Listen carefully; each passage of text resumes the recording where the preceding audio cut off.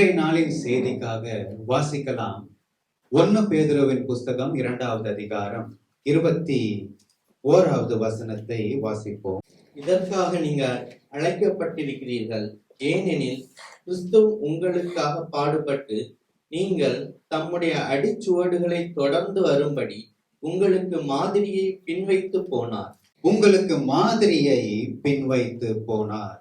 ஆங்கில வேதாகமத்துல இந்த வசனம் எப்படி இருக்கிறது அப்படின்னு சொன்னா, For to this you were called, because Christ also suffered for you, leaving you an example that you should follow his steps. Leaving you an example. உங்களுக்கு மாதிரியை பின்வைத்து போனார். உங்களுக்கு மாதிரியை பின்வைத்து போனார். இந்த உலகத்துல அநேக மனிதர்களை நமக்கு மாதிரிகளாக நம்ம கொண்டு இருக்கிறோம். சிலரை பார்த்தீங்கன்னா, சிலர் ஸ்போர்ட்ஸ்ல இருக்கிறவங்களை தங்களுக்கு மாதிரிகளாக வைத்திருப்பார்கள். சில தலைவர்களை தங்களுக்கு மாதிரிகளாக கொண்டிருப்பார்கள். சில தொழில் செய்கிறவர்கள், பிசினஸ் மேன்களை தங்களுக்கு மாதிரிகளாக அவர்கள் கொண்டிருப்பார்கள். ஆனால் இவர்களுடைய எல்லாருமே நீங்க பார்ப்போம்னு சொன்னா, இவங்களுடைய வாழ்க்கை முழுவதும் நமக்கு தெரியாது. அவருடைய வாழ்க்கையில சில நேரங்களிலே அவர்கள் தவறுகிற வேலைகள் இருக்கிறது. ஆக அந்த காரியங்கள் நமக்கு தெரியாது. நீங்க பாத்தீங்கன்னா, எத்தனையோ செய்தித்தாள்களில அவர்களுடைய காரியங்கள் வரும் பொழுது அது நமக்கு வெளியரங்கமாக அது நமக்கு தெரிகிறது. வேதாகமத்துல பார்க்கும் பொழுது தாவீதை குறித்து நாம் பார்க்கலாம். இந்த தாவீது ஒரு பெரிய ஒரு யுத்த புருஷன். அவர் எந்த ஒரு காரியத்தை செய்தாலும் அவர் தேவனிடத்துல இருந்து உத்தரவை பெறாமல் அவர் செய்ய மாட்டார். அவர் எப்பொழுதுமே தேவனிடம் உத்தரவு கேட்டு அதிலே ஜெயத்தை பெறுகிற ஒரு நபர் தான் இந்த தாவீது. ஆக இப்படிப்பட்ட இந்த தாவீதும் தன்னுடைய வாழ்க்கையில பத்சேபாளிடம் அவர் வீழ்ந்து போனதை நாம் பார்க்கிறோம். சாலமோனை குறித்து நாம் பார்க்கும் பொழுது, சாலமோன் ஞானத்திலே தேறின ஒரு மனிதர். அவரை போல ஒரு ஞானி அவருக்கு முன்பதாகவும் இல்லை, அவருக்கு பின்பதாகவும் இல்லை என்று நாம் வாசிக்கிறோம். ஆக அப்படிப்பட்ட ஒரு ஞானத்தை கொண்ட ஒரு மனிதரும் கூட தன்னுடைய மனைவிகளின் பேச்சை கேட்டு அவர் விக்கிரகங்களுக்கு ஆராதனை செலுத்தி அவர் விழுந்து போனதை நாம் பார்க்கிறோம். ஆக ஒரு யுத்த புருஷனாக இருந்தாலும் சரி, ஞானத்தில தேறின ஒரு மனிதனாக இருந்தாலும் சரி, மனிதர்கள் விழுந்து போகிற நேரங்கள் இருக்கிறது. மனிதர்கள் தவறி போகிற வேலைகள் இருக்கிறது. ஆனால் ஆண்டவராகிய இயேசுவினுடைய வாழ்க்கையை நாம் பார்க்கும் பொழுது, அவர் 100% அவர் பெர்ஃபெக்ட்டா அவர் வாழ்ந்து காமித்தார். அல்லேலூயா. அவர் அன்றைக்கு இருந்த பரிசேயர் சதுசேயர் இடத்துல ஆண்டவர் கேட்டார், என்னில் பாவம் உண்டென்று உங்களில் யார் என்னை குற்றப்படுத்த முடியும்? அல்லேலூயா. என்னில் பாவம் உண்டென்று உங்களில் யார் என்னை குற்றப்படுத்த முடியும்? இதை யார்கிட்ட ஆண்டவர் கேட்கிறார்னா, தன்னை பின்பற்றுகிற ஜனங்களை பார்த்து தேவன் இதை கேட்கல, தன்னை எதிர்த்து நிற்கிற ஜனத்தை பார்த்து ஆண்டவர் சொல்லுகிறார். ஒருவேளை நமக்கு சாதகமா இருக்கிற நபர்கிட்ட போய் நம்மளை பத்தி கேட்கும் பொழுது அவர்கள் நல்ல விதமா தான் நம்மளை பத்தி என்ன சொல்லுவாங்க இல்லையா? நம்மளை பத்தி தவறா சொல்ல மாட்டாங்க, தெரிந்தாலும் சொல்ல மாட்டாங்க. ஆனா அதே நம்மை எதிர்த்து நிற்கிறவர்கள், நமக்கு விரோதமாய் இருக்கிறவர்கள்ட்ட போய் நீங்க கேட்டீங்கன்னா அவங்க என்ன சொல்லுவாங்க? நாளை தனியா தவறாதான் சொல்லுவாங்க இல்லையா? ஆனா ஆண்டவருடைய வாழ்க்கையை பார்க்கும் பொழுது அவர்களால் தேவனை குற்றப்படுத்த முடியவில்லை. அல்லேலூயா. ஆகையாலதான் இங்கே பேதுரு இங்க எழுதும் பொழுது இங்க சொல்லுகிறார், அவருடைய அடிச்சுவடுகளை நாம் தொடர்ந்து வரும்படிக்கு தேவன் நமக்கு மாதிரியை தேவன் பின்வைத்து போயிருக்கிறார். அல்லேலூயா. ஆமென். அப்ப என்ன மாதிரி? ஆண்டவர் எப்படி இங்கே இந்த உலகத்திலே ஆண்டவர் நமக்கு வாழ்ந்தார்? என்ன மாதிரியை தேவன் நமக்கு பின்வைத்து போயிருக்கிறார்? முதலாவது தேவன் நமக்கு கொடுக்கிற மாதிரி என்ன அப்படின்னு கேட்டீங்கன்னா, முதலாவது தீமையை விட்டு நாம் விலக வேண்டும். முதலாவது நாம் தீமையை விட்டு நாம் விலக வேண்டும். நாம் தீமைக்கு நாம் எதிர்த்து நிற்க கூடாது. அல்லேலூயா. வாசிக்கலாம். மத்தேயுவின் சுவிசேஷத்தின் நூல் 5வது அதிகாரம் 39வது வசனத்தை வாசிப்போம். நான் உங்களுக்கு சொல்லுகிறேன், தீமையோடு எதிர்த்து நிற்க வேண்டாம். ஒருவன் உன்னை வலது கன்னத்தில் அறைந்தால் அவனுக்கு மறு கன்னத்தையும் திருப்பிக் கொடு. அல்லேலூயா. தீமையோடு எதிர்த்து நிற்க வேண்டாம் என்று இங்கு ஆண்டவர் நமக்கு சொல்லுகிறார். இந்த உலகம் எப்படிப்பட்ட உலகமா இருக்கிறது? இந்த உலகம் பழிவாங்குற மனப்பான்மை கொண்டிருக்கிற ஒரு உலகமாக இருக்கிறது. பொதுவாகவே மனிதனுடைய இயல்பு எப்படி இருக்கும்னா, நமக்கு ஒரு தீங்கு ஒரு மனிதன் செய்தால் அதை காட்டிலும் அதிகமான தீங்கை அந்த நபருக்கு செய்ய வேண்டும் என்கிறதான ஒரு இயல்பான ஒரு மனநிலை மனிதனுக்கு இருக்கிறது. அதனாலதான் ஆண்டவர் அங்கே சொல்லுகிறார், நாம் தீமைக்கு நாம் எதிர்த்து நிற்க கூடாது. பழைய ஏற்பாட்டு காலத்துல நாம் பார்க்கும் பொழுது கண்ணுக்கு கண், பல்லுக்கு பல், கைக்கு கை என்று அவர்கள் அங்கே தண்டனைகளை வைத்திருந்தார்கள். ஆனா நீங்க பாத்தீங்கன்னா ஆண்டவர் இங்கே வந்து சொல்லும் பொழுது அவர் அமைதிக்கான ஒரு வழியை நாம் பின்பற்ற வேண்டும் என்று இங்கே இயேசுவானவர் இங்கே விரும்புகிறார். அல்லேலூயா. நம்ம பொதுவாவே ஒரு பழமொழி இருக்குல்ல, நமக்கு ஒரு கண்ணு போச்சுன்னா குறைஞ்சது அடுத்தவனுக்கு எத்தனை போகணும்? 2 கன்ஃபார்மா என்ன செய்யணும்? போயே ஆகணும் அல்ல. ஆனா தேவன் தீமைக்கு அவர் எதிர்த்து நிற்க வேண்டாம் என்று இங்கே நமக்கு இயேசு சொல்லுகிறார். அல்லேலூயா. அவர் சொல்றார், அவர்களுக்கு நாம் மன்னிப்பை நாம் வழங்க வேண்டும். தாவீதுடைய வாழ்க்கையில நாம் பார்க்கும் பொழுது தாவீது அவர் நன்மை செய்கிறவராகவே தான் அவர் இருந்தார். சவுலின் ராஜா. ஆனால் எப்பொழுதுமே தாவீதுக்கு எப்படி இருந்தாருன்னு சொன்னா, சவுல் தாவீதுக்கு சத்ருவாகவே தான் அவர் இருந்தார். தாவீது சவுல் ராஜாவுக்குள்ளாக ஒரு கொடிய ஒரு ஆவி வந்து சவுல் ராஜாவை அலக்களித்துக் கொண்டிருக்கும். ஆனா அந்த நேரம் தாவீது தன்னுடைய சுரமண்டலத்தை எடுத்து வாசிக்கும் பொழுது அந்த அசுத்த ஆவி சவுலை விட்டு விலகி போகும். சவுலினுடைய ராஜ்யத்துக்கு விரோதமாக கோலியாத் வந்து நின்றான். பெலிஸ்தர்கள் வந்து நின்ற பொழுது அதிலேயும் தாவீது போய் அங்கே சண்டை செய்து அதிலேயும் வெற்றியை கொடுத்து சவுலின் ராஜ்யத்தை காப்பாற்றி கொடுத்தார். ஆக எல்லா இடத்திலேயுமே தாவீது சவுலுக்கு நன்மைதான் செய்தார். ஆனால் சவுல் தாவீதை கொல்ல வேண்டும் என்று அவர் நினைத்து கொண்டே இருந்தார். ஆக தாவீது தன்னுடைய ஜீவனை காப்பாற்றும்படியாக அவர் சவுலிடம் இருந்து அவர் விலகி மறைந்து ஓடிக்கொண்டே இருக்கிறார். இப்படியே போய்கொண்டே இருக்கும் பொழுது ஒரு நாள் என்ன நடந்ததுன்னா, தாவீதும் அபிசாயுமாக சேர்ந்து சவுலினுடைய பாளையத்துக்கு அவர்கள் போகிறார்கள்.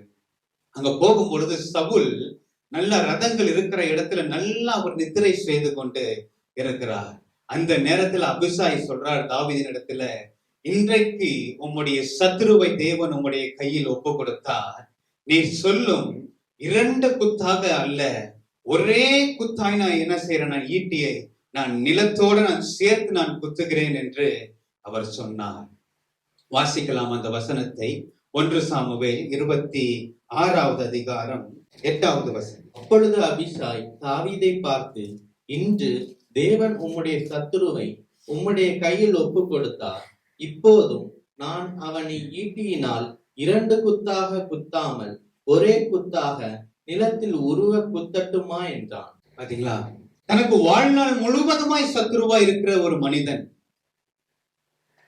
அவனிடத்திலிருந்து தன்னுடைய ஜீவனை காப்பாற்றிக் கொள்ளும்படியாக தாவீது தொடர்ந்து ஓடிக்கொண்டே இருக்கிறார். அப்படிப்பட்ட அந்த மனிதன் தாவீதினுடைய கையிலே கிடைக்கிறார்.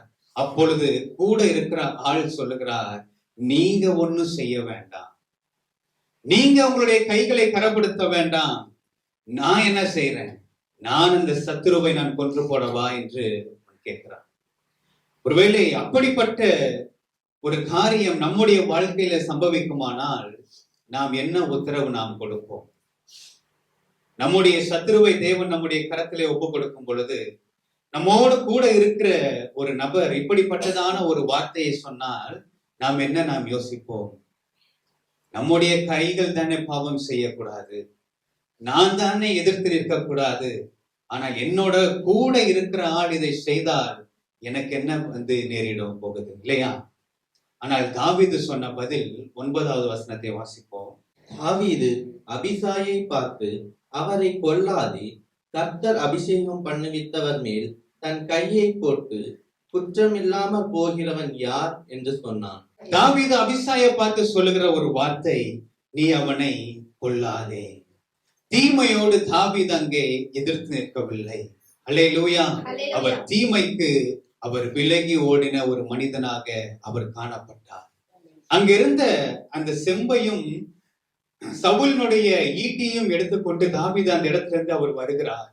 மறுநாள் காலையில அவர் அப்னேரை பார்த்து சொல்லுகிறார், அப்னேரே, நீ உன் ராஜாவை நீ பாதுகாக்காமல் நீ போனது என்ன என்று சொல்லும் பொழுது சவுல் சொல்லுகிறார், இது என் குமாரனாகிய தாவீதினுடைய சத்தம் அல்லவா என்று சொல்லி சவுல் தாவீதை அங்கே ஆசீர்வதிக்கிறதை நாம் பார்க்கிறோம். வாசிக்கலாம் 1 சாமுவேல் அதே 26வது அதிகாரம் கடைசி வசனம். அப்பொழுது சவுல் தாவீதை நோக்கி, என் குமாரனாகிய தாவீதே, நீ ஆசீர்வதிக்கப்பட்டவன், நீ பெரிய காரியங்களை செய்வாய், மேன்மேலும் பலப்படுவாய் என்றான். அப்படியே தாவீது தன் வழியே போனான். சவுலும் தன் ஸ்தானத்திற்கு திரும்பினான். ஆமென். அங்கே சவுல் சொல்லுகிறார், நீ கர்த்தரால் நீ ஆசீர்வதிக்கப்பட்டவன், நீ பெரிய காரியங்களை நீ செய்வாய், நீ பலப்படுவாய். அல்லேலூயா. இந்த ஆசீர்வாதமான வார்த்தைகளை யார் சொல்றானா?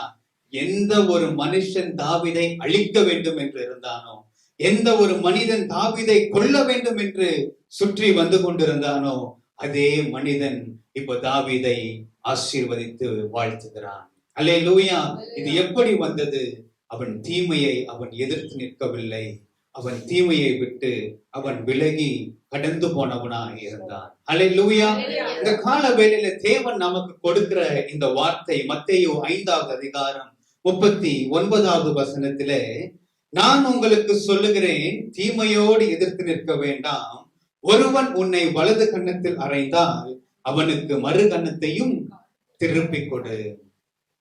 இன்றைக்கு உலகத்துல கூட சில ஆட்கள் சொல்லுவாங்க இந்த வசனத்தை, ஆண்டவராகிய இயேசுவே உன்னை ஒருவன் வலது கன்னத்தில் அறைந்தால் மறு கன்னத்தை காண்பின்னு சொன்னாரு. ஆனால் அதுக்கப்புறம் என்ன செய்யணும்னு சொல்லி அவரு சொல்லல.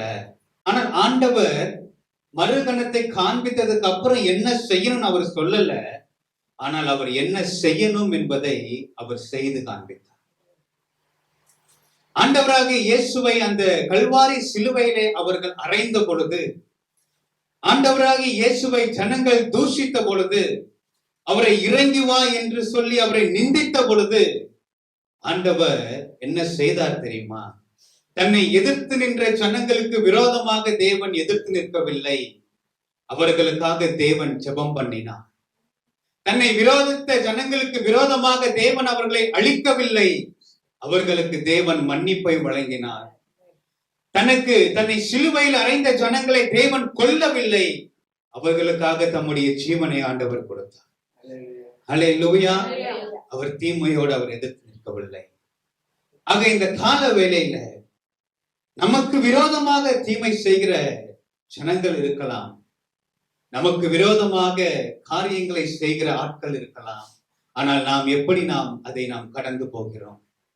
நாம் தீமைகளை நாம் செய்கிறோமா?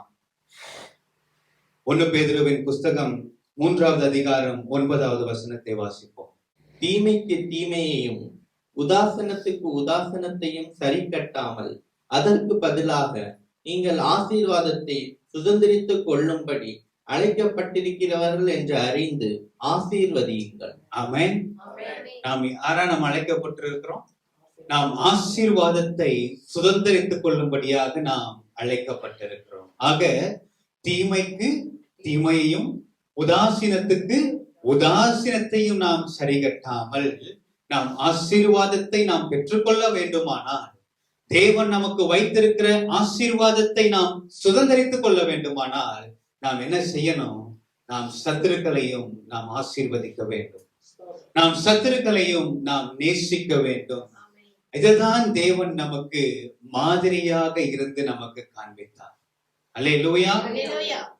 அதனுடைய விளைவு என்னவாகிறது அப்படின்னா வாசிக்கலாம். யோவான் 5வது அதிகாரம் 29வது வசனத்தை வாசிப்போம். அப்பொழுது நன்மை செய்தவர்கள் ஜீவனை அடையும்படி எழுந்திருக்கிறவர்களாகவும் தீமை செய்தவர்கள் ஆக்கினையை அடையும்படி எழுந்திருக்கிறவர்களாகவும் புறப்படுவார்கள்.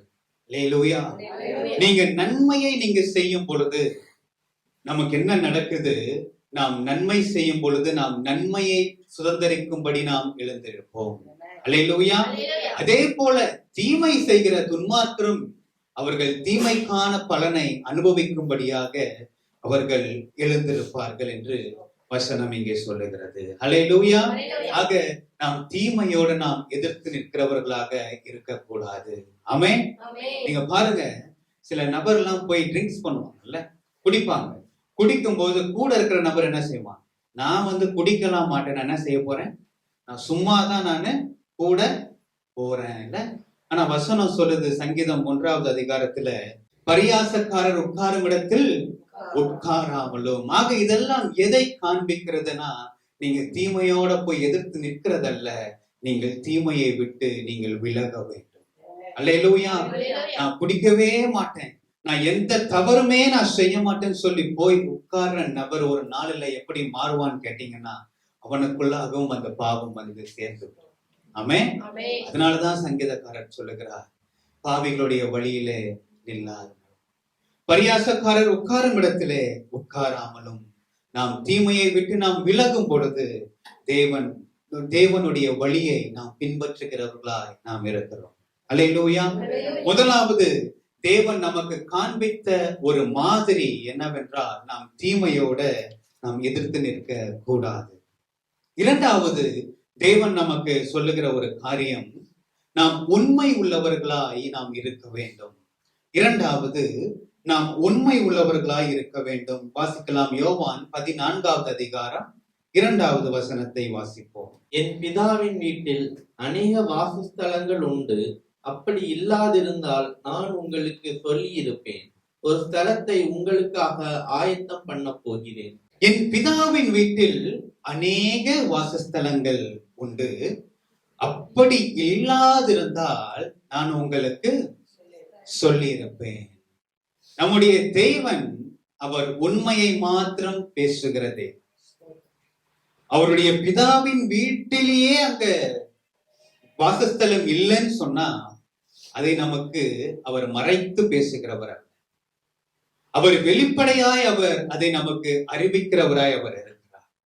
ஆகதான் ஆண்டவர் அங்கே சொல்லுகிறார், என்னுடைய பிதாவின் வீட்டிலே அநேக வாசஸ்தலங்கள் இருக்கிறது, அப்படி இல்லாமல் இருந்தால் நான் உங்களுக்கு சொல்லி இருப்பேன்.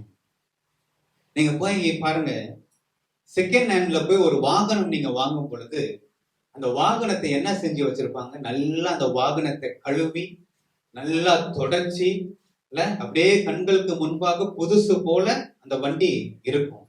ஆனால் நீங்க வாங்கிட்டு வந்ததுக்கு அப்புறம் ஒரு மாதம் 2 மாதம் கழிச்சு என்ன செய்யும்? அந்த வண்டியில இருந்து அநேக செலவுகளை கொடுத்து கொண்டே இருக்கும். ஆக பொதுவா இந்த செகண்ட் ஹேண்ட்ல வாங்குறவங்க கூட என்ன செய்வாங்க? ஒரு தெரிந்த ஒரு மெக்கானிக்க கூட கூட்டிட்டு போவாங்க. அங்க சொல்ற அந்த நபர் சொல்ற காரியத்தை என்ன செய்ய மாட்டாங்க?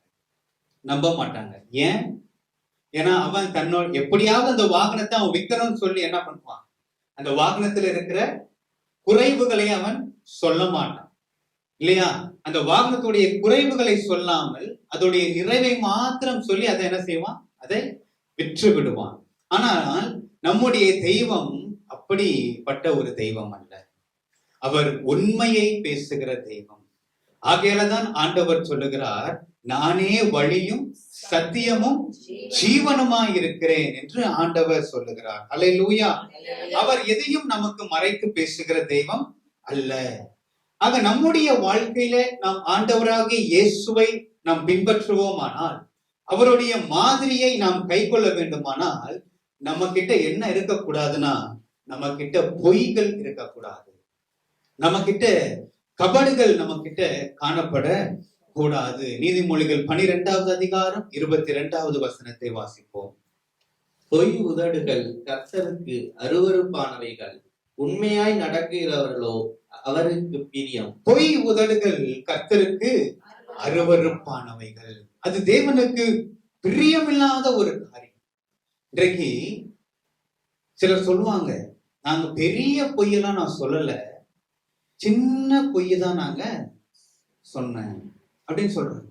பொய்யில என்ன பெரிய பொய் சின்ன பொய்ன்னு இருக்கு இல்லையா? நல்லா பாருங்க, ஒரு பாட்டில்ல விஷம் இருக்கு, இன்னொன்னு மூடியில விஷம் இருக்கு. நான் பாட்டில்ல இருக்க விஷத்தை நான் குடிக்கல, நான் மூடியில இருக்க விஷத்தை தான் நான் குடிச்சேன்னு சொன்னா அது எப்படிங்க? விஷம் விஷம் தான். விஷத்துடைய தன்மை என்ன? மனிதனுடைய ஜீவனை எடுக்கிறது தான் அதோடைய தன்மை. அது பெரிய பாட்டில்ல இருந்தா என்ன, மூடியில இருந்தா என்ன? அதே போல பொய் தான். அதுல என்ன பெரிய பொய் சின்ன பொய்? அனனியா சப்பீராளை குறித்து நாம் பார்க்கும் பொழுது அப்போஸ்தலர் 5வது அதிகாரத்துல அவர்கள் தன்னுடைய காணியாட்சிகளை அவர்கள் விற்று அதுல ஒரு பங்கை அவர்கள் என்ன செஞ்சாங்கன்னா அவர்கள் மறைத்து வைத்து அவர்கள் பேதுருவிடத்துல வந்து அவர்கள் அந்த காணிக்கைகளை அவர்கள் வைக்கிறார்கள். அந்த வசனத்தை வாசிப்போம். அப்போஸ்தலர் 5வது அதிகாரம் 2வது வசனம். தன் மனைவி அறிய அவன் கிரயத்திலே ஒரு பங்கை வஞ்சித்து வைத்து ஒரு பங்கை கொண்டு வந்து அப்போஸ்தலருடைய பாதத்திலே வைத்தான். அல்லேலூயா. எங்க கொண்டு வந்து வச்சாரு? அப்போஸ்தலருடைய பாதத்துல. அப்போ அந்த பணம் எங்க இருக்கணும் சொன்னா, அது அப்போஸ்தலனாக இருந்தாலும் சரி, ஊழியக்காரராக இருந்தாலும் சரி, விசுவாசிகளாக இருந்தாலும் சரி, பணம் எங்க இருக்கணும்னா நமக்கு கீழே தான் பணம் இருக்கணும். நமக்கு மேல என்ன செய்யக்கூடாது? பணத்தை கொண்டு வந்து வைக்க கூடாது. அல்லேலூயா. பணத்தை நாம் ஆளுகிறவர்களாய் நாம் இருக்கணுமே தவிர பணம் நம்மை ஆளுகை செய்கிறதுக்கு அது ஒரு நாளும் வரக்கூடாது. அல்லேலூயா. அப்போ பேதுரு கேட்கிறாரு, இவ்வளவுதான் நீங்கள் விற்றீர்களா? இவ்வளவுக்கு தான் அந்த இடத்தை நீங்கள் விற்றீர்களா என்று கேட்கும் பொழுது அனனியா சொல்லுகிறார், இவ்வளவுக்கு தான் நாங்கள் விற்றோம். அப்போ பேதுரு சொல்லுகிறார், அடுத்த வசனத்தை வாசிப்போம். பேதுரு அவனை நோக்கி, அனனியாவே, நிலத்தின் கிரயத்தில் ஒரு பங்கை வஞ்சித்து வைத்து பரிசுத்த ஆவியினிடத்தில் பொய் சொல்லும்படி சாத்தான் உன் இருதயத்தை நிரப்பினது என்ன? பரிசுத்த ஆவியினிடத்திலே பொய் சொல்லும்படி சாத்தான் உன்னுடைய இருதயத்தை நிரப்பினது என்ன? அப்போ ஒரு மனிதனுக்குள்ளாக பொய் காணப்படுமானால் அவனுடைய இருதயத்தை யார் நிரப்புறா? சாத்தான் தான் அவனுடைய இருதயத்தை நிரப்புறான். ஏனால் பரிசுத்த ஆவியானவர் ஒருவனுடைய இருதயத்தை நிரப்புவாரானால், பரிசுத்த ஆவி உங்களிடத்துல வரும் பொழுது அவர் நீதியை குறித்தும் நியாயத்தை குறித்தும் அவர் கண்டித்து உணர்த்துகிற தேவனாய் அவர் இருக்கிறார். அல்லேலூயா. ஆக பரிசுத்த ஆவி ஒரு மனிதனுடைய இருதயத்தை நிரப்புமானால் அந்த இருதயத்துல பொய் இருக்காது, அந்த இருதயம் அநீதியாய் செயல்படாது. அப்போ ஒரு நபர் தொடர்ந்து பொய்யிலே இருக்கிறான், ஒரு நபர் தொடர்ந்து அவன் துன்மார்க்கத்திலேயே அவன் ஜீவனம் செய்து கொண்டிருக்கிறான் என்று சொன்னால் அவனுடைய இருதயத்தை யார் நிரப்புகிறானா? அவனுடைய இருதயத்தை சாத்தான் நிரப்பிக் கொண்டிருக்கிறான். அல்லேலூயா. அங்கே அவர் சொல்றார், அனனியாவே, பரிசுத்த ஆவியினிடத்திலே நீ பொய் சொல்லும்படி தேவனுடைய சமூகத்துல வந்து நீ பொய் சொல்றியே, அந்த அளவுக்கு பிசாசு உன்னுடைய இருதயத்தை நிரப்புகிறான். என்ன நடந்தது தெரியுமா? பரிசுத்த ஆவியினிடத்துல அவனை வந்து அங்க பொய் சொன்னபடினாலே அங்கேயே அவனுக்கு நியாயத்திற்கு வழங்கப்பட்டது. அங்கேயே அனனியா அவன் மரித்து போனான் என்று நாம் அங்கே பார்க்கிறோம். அதற்கு பிற்பாடு அவனுடைய மனைவி வரும் பொழுதும் அவர்களும் அதே பொய்யை திரும்ப சொல்லி அவர்கள் மரித்து போனார்கள். ஆக இது எதை காண்பிக்கிறது என்றால், பொய் பேசுகிறவர்களை தேவன் அருவருக்கிறார். நீங்கள் வெளிப்படுத்தின விசேஷத்துல நீங்க வாசிக்கும் பொழுது பொய் பேசுகிறவர்கள் பரலோக ராஜ்யத்தை சுதந்திரிப்பதில்லை என்று ஆண்டவர் சொல்றார். அந்த அளவுக்கு தேவன் வெறுக்கிற ஒரு காரியம் இந்த பொய்கள். இந்த காலவேளையில நம்முடைய நிலையை நாம் மறந்து, நாம் எப்படிப்பட்ட நிலையில் நாம் இருக்கிறோம் என்பதை நாம் மறந்து, நம்மை அதை காட்டிலும் நாம் அதிக தகுதி உடையவர்களாய் நாம் காட்டிக் கொண்டிருக்கிறோமா? அல்லது நம்முடைய வாழ்க்கையிலே நாம் செய்த சில தவறுகளை அதை மறைப்பதற்காக நாம் பிறர் மேல அந்த பழியை சாட்டுவதற்காக நாம் பார்த்து கொண்டிருக்கிறோமா? அல்லது நாம் செய்யாத சில காரியங்களுக்கான வருகிற நன்மைகளை நாம் பெற்றுக்கொள்ள வேண்டும் என்று நாம் முயற்சி செய்து கொண்டிருக்கிறோமா? இதுல ஏதாவது ஒரு காரியம் நமக்குள்ள இருக்குமானால் நாம் இந்த அனன்யாவை போல நாம் இருக்கிறோம் என்று அர்த்தம். ஆக இதை நாம் சரி செய்து நாம் நம்மை உண்மை உள்ளவர்களாய் நாம் நம்மை காத்துக்கொள்ள வேண்டும். அல்லேலூயா. நாம் உண்மை உள்ளவர்களாய் நாம் நம்மை காத்துக்கொள்ள வேண்டும். ஏனென்றால் வசனம் சொல்லுகிறது, வாசிக்கலாம். யோவான் 5வது அதிகாரம் 19வது வசனத்தை வாசிப்போம். அப்பொழுது இயேசு அவர்களை நோக்கி, மெய்யாகவே மெய்யாகவே நான் உங்களுக்கு சொல்லுகிறேன், பிதாவானவர் செய்ய குமாரன் காண்கிறது எதுவோ அதையே அன்றி வேறொன்றையும் தாமாய் செய்ய மாட்டார். அவர் எவைகளை செய்கிறாரோ அவைகளை குமாரனும் அந்தபடியே செய்கிறார். அல்லேலூயா.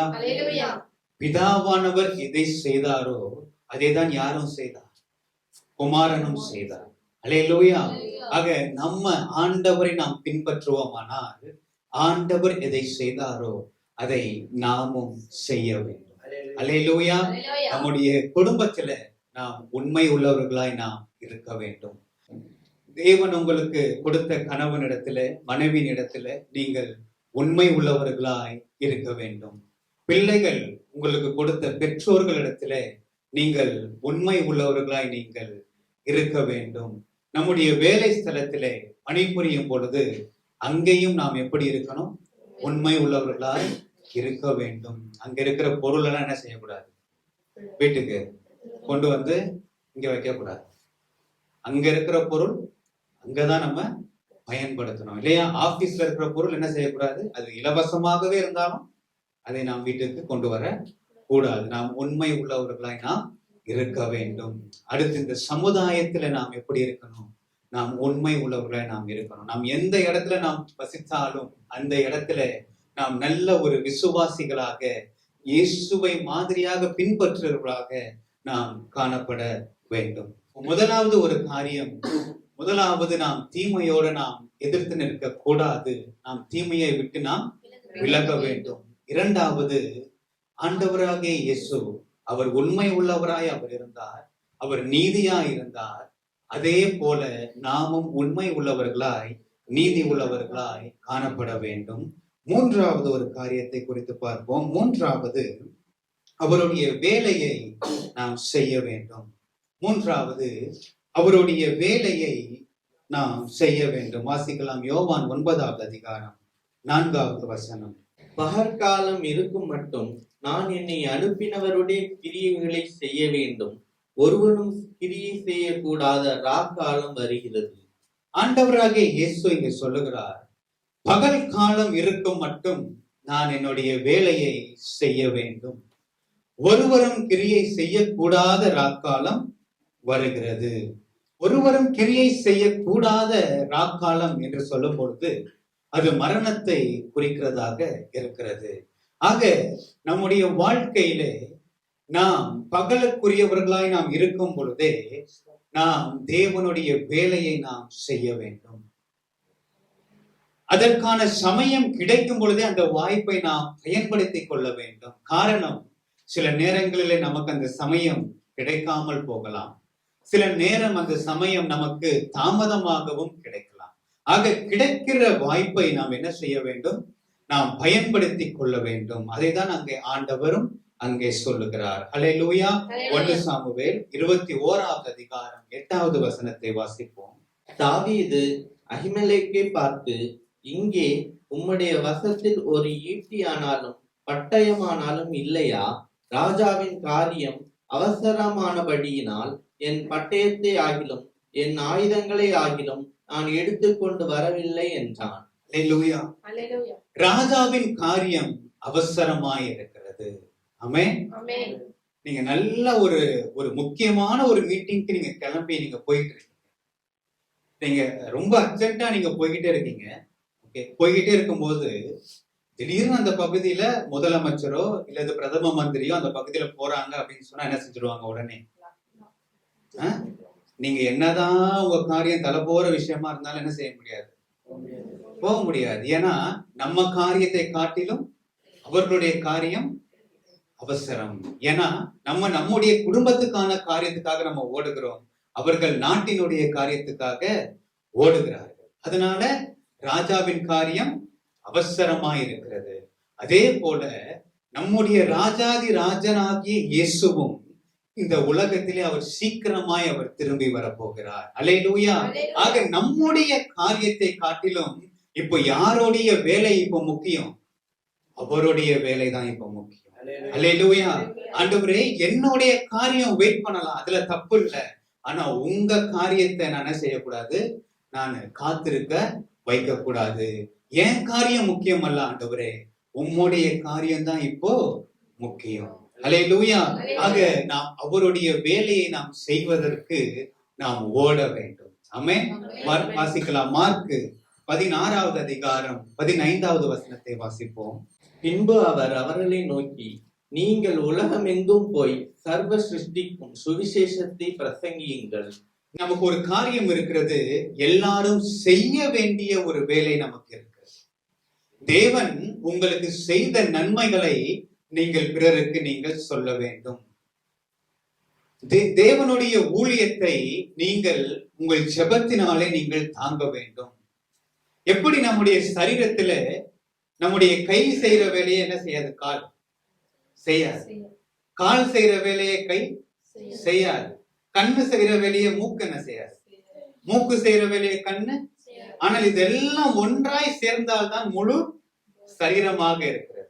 ஆக போதிக்கிறவர்கள் போதகத்தை செய்ய வேண்டும், மிஷனரி ஊழியத்தை செய்கிறவர்கள் மிஷனரி ஊழியத்தை செய்ய வேண்டும், சுவிசேஷத்தை அறிவிக்கிறவர்கள் சுவிசேஷத்தை அறிவிக்க வேண்டும், ஜெபிக்க கூடியவர்கள் ஜெபிக்க வேண்டும், ஊழியத்தை காணிக்கையால தாங்கக்கூடியவர்கள் அதை தாங்க வேண்டும். அல்லேலூயா.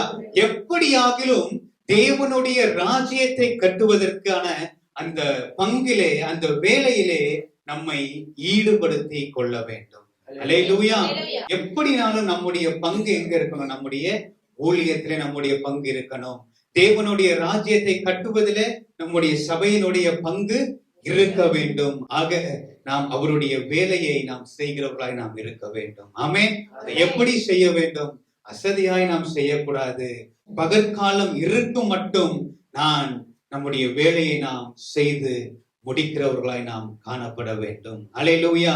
ஆக இந்த கால வேளையில தேவன் நமக்கு மாதிரியாய் காண்பித்திருக்கிற ஒரு 3 காரியங்களை நாம் பார்த்தோம். முதலாவது, நாம் தீமையை செய்யாமல் நாம் நன்மை செய்கிறவர்களாய் நாம் இருக்க வேண்டும். அப்படியானால் நாம் தீமைக்கு நாம் எதிர்த்து நிற்கிறவர்களாய் அல்ல, நாம் தீமையை விட்டு விலகுகிறவர்களாய் நாம் இருக்க வேண்டும். அல்லேலூயா.